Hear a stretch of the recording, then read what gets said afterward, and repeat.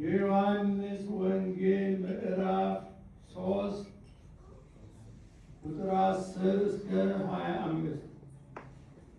ኢየሱስም መልሶ እንዲህ አለው፣ አንተ የእስራኤል መምህር ስትሆን ይህን አታውቅምን?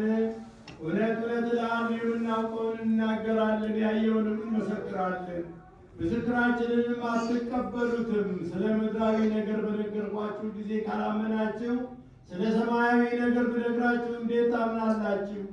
ከሰማይ ከወረደው በቀር ወደ ሰማይ የወጣ ማንም የለም፣ እሱ በሰማይ የሚኖረው የሰው ልጅ ነው።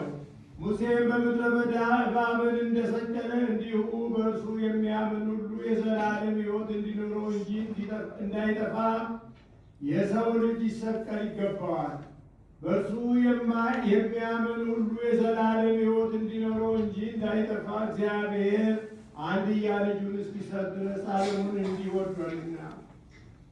ዓለም በልጁ እንዲድን ነው እንጂ በዓለም እንዲፈርድ እግዚአብሔር ወደ ዓለም አላከውምና። በእርሱ የሚያምን አይፈረድበትም። በማያምን ግን በአንዱ በእግዚአብሔር ልጅ ስላላመነ አሁንም ተፈርዶበታል።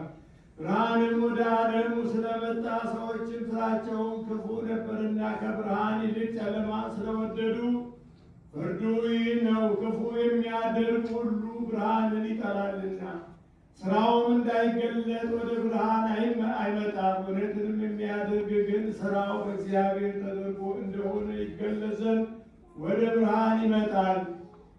ከዚህ በኋላ ኢየሱስ ከደቀ መዛሙርቱ ጋር ወደ ይሁዳ አገር መጣ። በወልድ ያመነ የዘላለም ሕይወት አለው አሉት።